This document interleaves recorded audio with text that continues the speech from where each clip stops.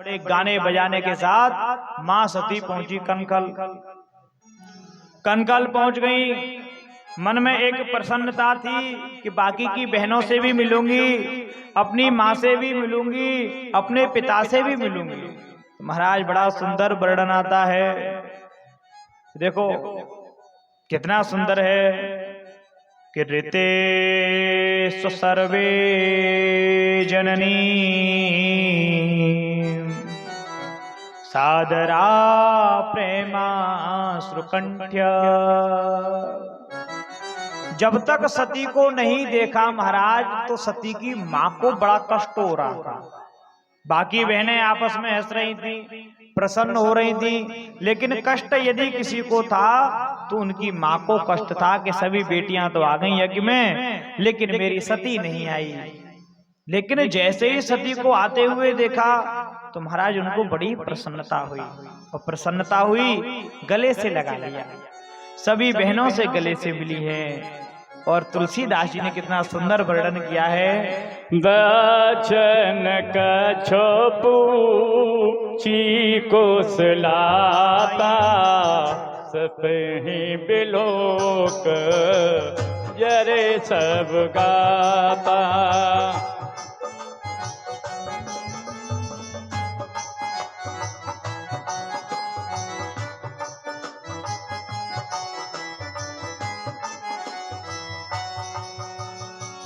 सादर भले ही मिली एक माता, भगनी मिली बहुत मुस्काता।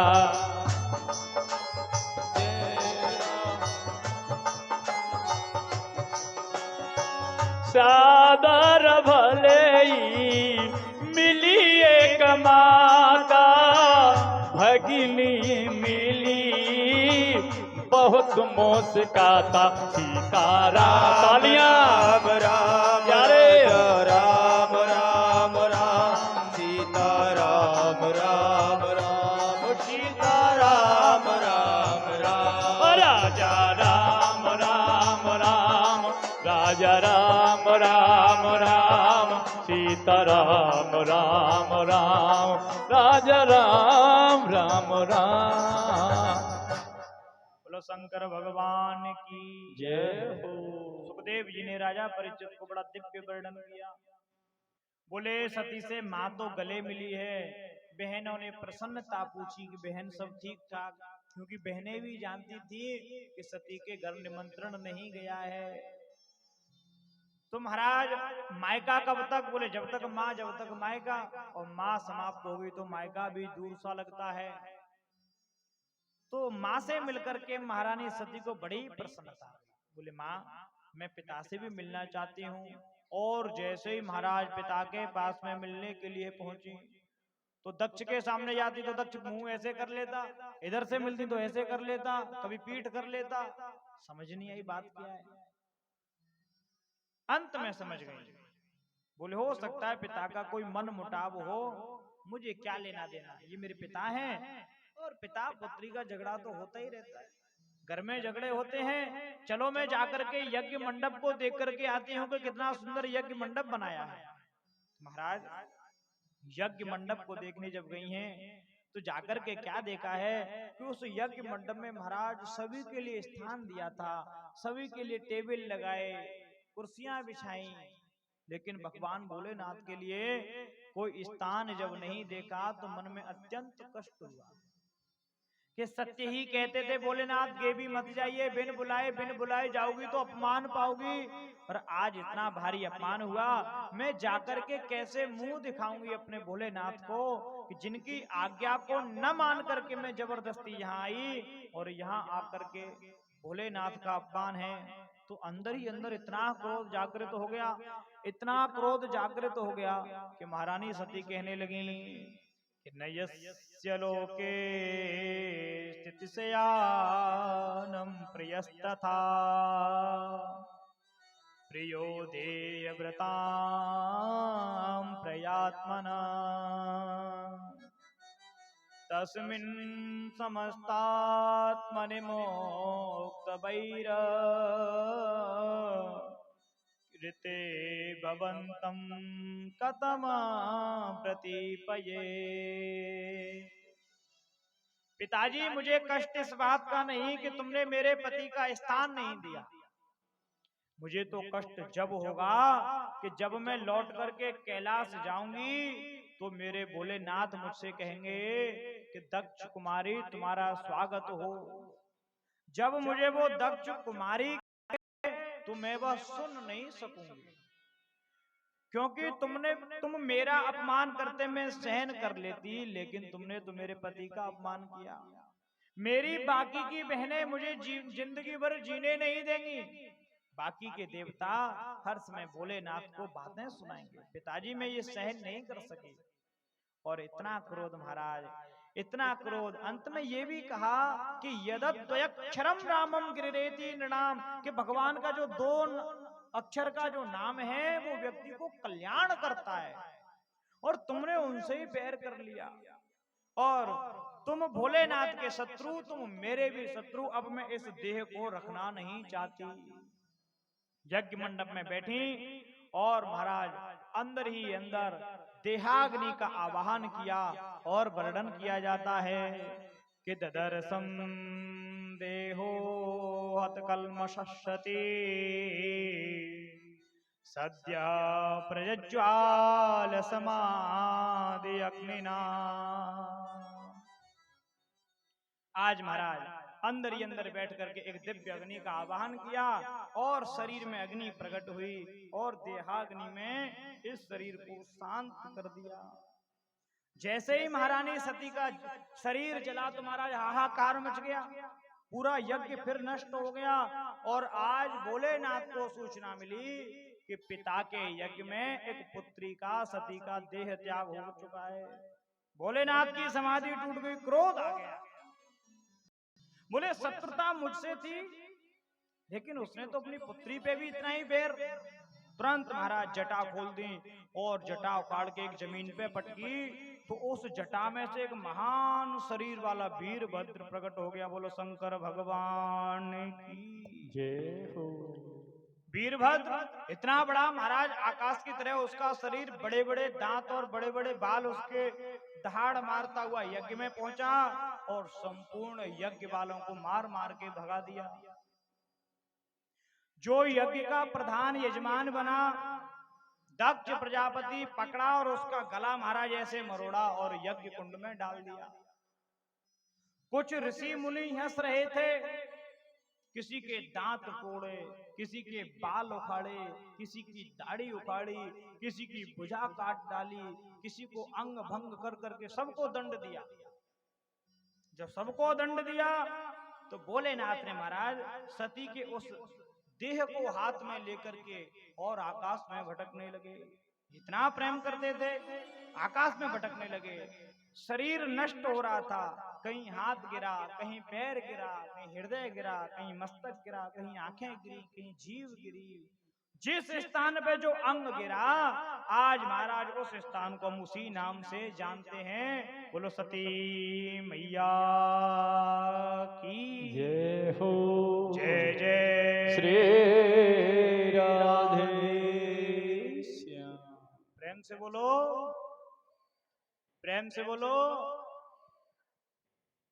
तो महाराज आज उन स्थानों पर हम लोग जाते हैं, माँ के दर्शन करके आते हैं।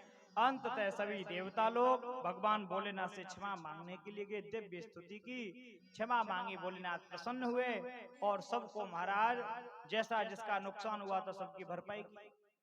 लेकिन उसका तो सर ही काट के यज्ञ मंडप में डाल दिया। तो महाराज एक अज यानी बकरा जीवन भर मैं करता रहता है। भगवान भोलेनाथ बोले, तूने भी जीवन में मैं की थी। इन्होंने तो बकरे को हंसा दिया। प्रेम से बोलो, प्रेम से बोलो। ऐसी कथा चल रही थी। एक आदमी का नाम प्रेम था। एक आदमी का क्या नाम था? और व्यास जी ने बोला कि प्रेम से बोलो, और सभी प्रेम की तरफ देखते बोले इसकी बड़ी जय जयकार होती है। जो बोलता है प्रेम से बोलो, वो बाहर निकला तो जो जाए वही प्रेम, राधे राधे, प्रेम राधे राधे। वो प्रेम नाराज हो गया महाराज। केवल प्रेम से क्यों बुलवाते हो, बाकियों से भी बुलवाओ ना। तो किसी का नाम प्रेम तो नहीं है, प्रेम से बोलो। तो महाराज उसका शरीर ही महाराज जो गला काट के पटक दिया, क्या किया जाए, बोले बकरे का लगा लो। अब बकरे का सिर लगा तो उसे अपने किए का पश्चाताप हुआ, क्षमा मांगने आया। तो बकरा तो बोल नहीं सकता है। अब महाराज बकरे की आवाज में वो प्रार्थना करने लगा। भगवान भोलेनाथ प्रसन्न हो गए, बोले तुझे अपने किए का पश्चाताप तो हुआ, तुझे अपने किए का पश्चाताप हुआ। उसे अनंत आशीर्वाद दिया। और महाराज भोलेनाथ के मंदिरों में आज भी बम बम के नारे लगते हैं। बम बम के नारे लगते हैं कि नहीं लगते हैं? तो ऐसे ही बकरा बम बम बम बम बम बम ऐसे करता है। तो भोलेनाथ को उसकी आवाज बड़ी प्रसन्न हुई, प्रसन्नता प्राप्त हुई और उसको क्षमा दान दे करके माँ के शरीर का तो त्यागन हो ही चुका था। पुनः भोलेनाथ अपनी समाधि में तल्लीन हुए। बोलो शंकर भगवान की जय हो। जय जय श्री राधे। अब बड़ा ही पावन प्रसंग, जैसे कि 3 पुत्रियों का वर्णन आपके सामने हो चुका है कि महाराज मनु की 3 पुत्रियां, उनके भी सबके वंश के वर्णन हुए। अब आ गई बेटों की बात। बेटों में सबसे बड़ा बेटा, उसका नाम प्रियव्रत। महाराजा मनु के बड़े बेटे का नाम प्रियव्रत था और छोटे बेटे का नाम महाराज उत्तानपाद। 2 बेटे थे। तो उत्तानपाद से आरंभ करते हैं कि महाराजा जो उत्तानपाद थे, उत्तानपाद उसके 2 अर्थ हैं। उत्तानपाद के 2 अर्थ कि या तो जो अपने कर्मों से समाज में उत्तम पद की प्राप्ति करे, कर्म हर व्यक्ति करता है। बोले अगर कोई अपने कर्मों के अनुसार अच्छा पद प्राप्त कर ले तो उसे उत्तानपाद कहा जाता है। समाज में जिसका पद सबसे ऊंचा हो उसे उत्तानपाद कहा जाता है। तो दोनों ही तरीके से, चाहे इनके कर्म श्रेष्ठ थे, चाहे ये राजा के बेटे थे, लेकिन उत्तम इनका कार्य था, इसलिए लोग इन्हें उत्तानपाद कहते थे। ऐसे वीर श्रोमणी राजा विवाह किया सुनीति नाम की स्त्री के साथ, परिणाम स्वरूप इनके कोई संतान नहीं हुई। तो दूसरा विवाह कर लिया कि शायद इसके माध्यम से कोई संतान हो जाए। संयोग ऐसा हुआ कि जब दूसरा विवाह किया तो पहली पत्नी गर्भवती थी। जब दूसरा विवाह किया तो पहली पत्नी गर्भवती थी, ने ज्ञात नहीं था कि हमारी पहली पत्नी गर्भवती है। विवाह हो गया 2-2 पत्नियों के साथ। और महाराज कितना सुंदर वर्णन है कि जाये उत्तानपादस्य सुनीति सुरुचिस्तयो सुरुचि प्रेयसी पत्न्यों इतराम यस्सुतो ध्रुव। कितना सुंदर वाक्य महाराज कि महाराजा उत्तानपाद की 2-2 पत्नियां, दोनों के नाम अलग अलग, कार्य अलग अलग। पहली का नाम सुनीति, दूसरी का नाम सुरुचि।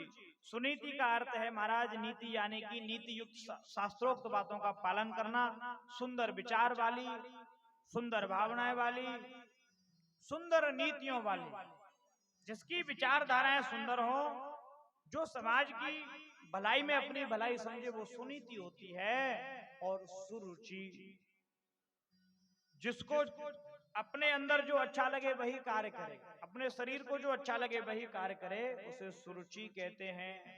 तो महाराजा उत्तानपाद इस बात से अज्ञानी थे कि पहली पत्नी गर्भवती है, दूसरा विवाह किया। तो सुरुचि ने आकर के महाराज घर में झगड़ा किया।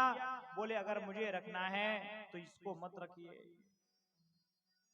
सुंदरता के वसीभूत महाराज इस बात को मान गए और महाराज ने अपने राजभवन से बाहर छोटे भवन का निर्माण कराया और मां सुनीति को वहां पे रख दिया।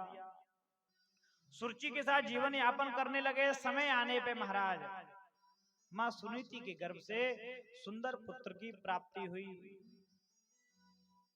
संतों की सेवा करती थी, सत्संग में जाती थी, भजन कीर्तन करती थी। तो ध्रुव जी ने पेट में ही सारा ज्ञान ले लिया। जन्म हुआ ध्रुव जी का। संत बोलने लगे, पुत्री तूने बड़ी सेवा की है, तुझे क्या चाहिए वरदान? बोले महाराज हमारे जो महाराजा हैं उन्होंने दूसरा विवाह किया, उस रानी के कोई संतान नहीं हुई है, आप ऐसा आशीर्वाद दीजिए कि उनके भी संतान हो जाए। समय आने पे महाराज उसने भी संतान को जन्म दिया, उसका नाम रखा गया उत्तम, क्योंकि पिता का नाम उत्तानपाद था तो उस पुत्र का नाम उत्तम रखा गया। धीरे धीरे दोनों पुत्र बड़े होने लगे। जब पुत्र बड़ा होता है तो माँ से पूछता है कि मेरा पिता कौन है। भाई पिता का ज्ञान तो माँ ही कराती है कि नहीं कराती है? उसको क्या मालूम, माँ ही है जो पिता का ज्ञान कराती है। माँ ही भाई का, बहन का, सबका ज्ञान माँ कराती है। इसलिए जीवन की पहली गुरु माँ कहलाती है, जो ज्ञान देता है वो माँ कहलाती है। इसलिए जीवन की पहली गुरु माँ होती है। तो महाराज ध्रुव जी बड़े हुए, माँ से पूछा माँ हमारे पिता कौन है? बोले समय आने पे बताऊंगी। माँ हमारे पिता कौन है किस समय आने पे बताऊंगी। और आज महाराज वो समय आ गया कि जब ध्रुव जी अपने उस कुटिया से बाहर खेल रहे थे, कुछ सखाओं ने कहा भैया ध्रुव तुम्हें पता है तुम हमारे साथ मत खेला करो। बोले क्यों? बोले तुम महाराजा के बेटे हो। और जैसे ही ध्रुव ने सुना कि मैं महाराजा का बेटा हूं, तो मन में इच्छा जागृत हुई कि मैं अपने पिता से ही मिल लूं। आज महाराज 5 वर्ष के ध्रुव जी चल पड़े पिता से मिलने के लिए कि तथा चिकीर्षमाणं तम सपत्न्यास्तनयं ध्रुवं सुरुचि शृण्वतो राज्ञा शीर्ष्यमाहाति गर्विताः। जैसे ही ध्रुव जी अपनी मां से दूर होकर के पिता के पास पहुंचे तो महाराज उनकी जो सौतेली माता थी सुरुचि, उसको पता लग गया कि आज महाराजा से मिलने के लिए सौतेली पत्नी का पुत्र आ रहा है। तुरंत राजमहल में पहुंच गई। ध्रुव जी पिता के पास जाने लगे। वो पिता की गोद में बैठते जब तक सुरुचि ने हाथ पकड़ लिया कि न बासंडपते दृष्ण्यम भवानारोड़ुमर्हति ना नृपते। अरे भैया तू राजा का बेटा हो सकता है लेकिन मेरा पुत्र नहीं है। ये तेरे पिता हो सकते हैं लेकिन मैं तेरी माता नहीं हूं। इनकी गोद में बैठने के लिए इनका पिता होना जरूरी नहीं, मेरा माता होना जरूरी है। कि न गृहीतो मया यत्वं पुक्षा नृपात्मज। बोले अगर राजा की गोद में बैठना है तो मेरी कोख से जन्म लेना पड़ेगा। अगर तू मेरी कोख से जन्म लेगा तो तुझे महाराज इस गोद में बैठने का अधिकार प्राप्त होगा। छोटे से ध्रुव जी हैं, हाथ पकड़ के घसीट दिया नीचे और महाराज तरह तरह की बातें सुनाई। और तुझे मेरी कोख में ऐसे ही जन्म नहीं मिल जाएगा, उसके लिए तुझे क्या करना पड़ेगा कि तपसा आराध्य पुरुषम, उस परम पुरुष परमात्मा की तपस्या करनी पड़ेगी। और जब वह नारायण प्रसन्न होकर के कहे कि वरदान मांगो तो वरदान में क्या मांगना कि गर्वे तुम साधयत्मानम यदीक्षसि नृपाशनम। उस नारायण से ये वरदान मांगना कि अगर आप प्रसन्न हो तो मुझे ऐसा वरदान दीजिए कि मैं सुरुचि के कोख से जन्म लेकर के पैदा होना चाहता हूं। और जब वो तुझे वरदान देंगे तो तू मेरी कोख से जन्म लेगा और इस गद्दी पे बैठेगा। तरह तरह की बातें सुनाई। ध्रुव जी सुनते गए और मन ही मन इतना क्रोध, इतना क्रोध, इतना क्रोध कि महाराज कभी सांसों को खींचें और कभी सांसों को छोड़ें, कभी ऊपर खींचें कभी नीचे छोड़ें। क्रोध के मारे ध्रुव जी का बदन लाल हो गया, फड़फड़ाने लगे और उस स्थान को त्याग करके दौड़ लगाई और अपनी माता के पास गए और जाके माता से शिकायत की कि मातु शपथन्या शदुरोक्त विद्धा स्वसंदुषादंड हतो यथाहि। मां आज मैं पिता से मिलने गया तो महाराज एक दूसरी माता ने मुझे हाथ पकड़ के नीचे घसीट दिया। और ये सारी हरकत मेरे पिता के सामने हो रही थी। मेरे पिता ने भी मेरी सहायता नहीं की, मेरे पिता ने भी मेरी रक्षा नहीं की। और तो और उस महिला ने, उस सौतेली माता ने आपके लिए बड़े कटु वचन कहे। देखो, छोटा बालक सब कुछ सुनता है, लेकिन अगर आपस में गाली गलौज भी हो जाता है तो कहता है कि सब कुछ कह ले, माँ की गाली मत देना। आज ध्रुव जी से उनकी माँ के बारे में महाराज कहा गया कि वो अभागन है, वो ऐसी है, और अगर वो ऐसी ऐसी बातें की तो ध्रुव जी से सहन नहीं हुआ। जाकर के माँ से शिकायत करने लगे, माँ मैं इन बातों का बदला अवश्य लूंगा, मुझे थोड़ा सा बड़ा हो जाने दो, मैं उसकी सभी बातों के जवाब दूंगा उसे। और वो कहती है जंगल जाके भजन कर। माँ, क्या जंगल में जाने से भगवान मुझे मिल जाएंगे? मैं उससे बदला कब लूंगा? तो महाराज जब बदले की बात कही तो उनकी माँ ने उन्हें शांत किया। अरे पुत्र, बदला तो मूर्ख लोग लेते हैं। अगर तू उसको जवाब देना चाहता है तो उस परम पिता की गोद में बैठने की कोशिश कर। इस पिता की गोद में बैठने से तुझे क्या मिलेगा? अगर तू भजन करेगा नारायण प्राप्त होंगे, तो उनसे इन पिता की गोद नहीं, उस परम पुरुष की गोद में बैठने का वरदान मांगना। तो माँ मैं जंगल में कैसे जाऊं? भगवान कहाँ मिलेंगे, कैसे मिलेंगे? अभी तो मैं छोटा हूं। तो मैया ने एक ही बात कही कि ध्रुव, सब जगह परमपिता परमात्मा विराजमान है, तुम्हें कोई भी चिंता करने की आवश्यकता नहीं है। माँ मैं खाऊंगा क्या? बोले जिस परम पिता ने तेरा गर्भ में पालन किया, वो गर्भ से बाहर भी तेरा पालन करेगा। और एक बात आपको बताएं महाराज, इस संसार में एक मानव ही है जो भूखा मरता है, बाकी कुत्ता बिल्ली बंदर अपना पेट भर ही लेते हैं। और देखिए, कल के लिए मानव ही एकत्रित करके रखता है। कुत्ता बिल्ली बंदर गाय भैंस कहाँ इकट्ठा करके रखेंगे?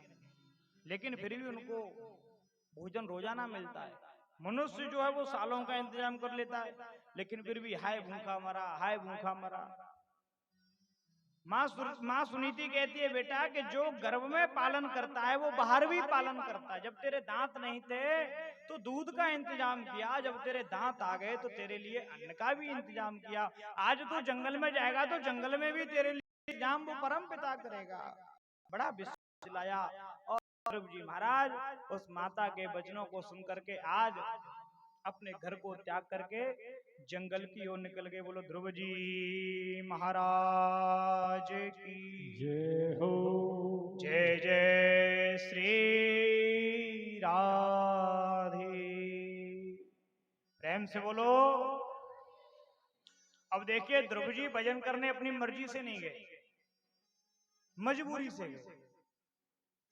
ध्रुव जी भजन करने अपनी मर्जी से नहीं, मजबूरी से गए थे। तो मजबूरी में कोई कार्य होता है तो ऐसे पुरुष की परीक्षा लेनी पड़ती है। भाई देखो, दो तरह का सन्यास होता है। एक तो स्वेच्छानुसार सन्यास, अचानक से कोई बात मन में चिपक गई और मन में विचार आया कि संसार नाशवान है और जो जन्मा है उसकी मृत्यु है, और इस शरीर की माँ है, इस शरीर का पिता है, जीवात्मा का कोई माँ नहीं, कोई पिता नहीं। मन में वैराग्य आया, सन्यासी बन गया। और एक परिस्थिति ने सन्यास दिलाया कि बेटे जवान हो गए, विवाह हो गया, अपनी घरवाली को लेके अलग रहने लगे, बूढ़े पिता की किसी ने सेवा नहीं की, खाने को भोजन नहीं मिला, तो मन में वैराग्य जग गया। वो मजबूरी का वैराग्य है, वो मजबूरी का सन्यास है। सच्चा सन्यास वो है कि सब कुछ होते सोचते सन्यास लेना। दो तरह की नौकरी होती है। एक तो सरकार किसी को रिटायर करे तो तुम्हारी मजबूरी है कि रिटायर तुमको होना पड़ रहा है। एक महाराज सब कुछ होते सोते त्याग पत्र दे दे कि नहीं, अब मैं आपकी नौकरी करना ही नहीं चाहता, तो प्रशंसा उसकी होती है जो सब कुछ होते सोते सामर्थ्यवान होते उसने त्याग पत्र दे दिया। और एक किसी को धक्के मार के घर से निकाला जाए और एक अपनी मर्जी से निकले दोनों ही हैं, लेकिन दोनों की स्थिति अलग अलग है। तो ध्रुव जी भजन करने गए तो सही, स्वेच्छा से नहीं गए, मजबूरी में गए। माँ के वचन लगे तो भजन करने के लिए गए, तो इनकी परीक्षा होना जरूरी है। अब ध्रुव जी की परीक्षा कौन ले? तो इनकी परीक्षा तो महाराज नारद जी ले सकते हैं। तो वर्णन आया है किन्नूनं भवान् भगवतो योऽङ्गजा परमेष्ठिना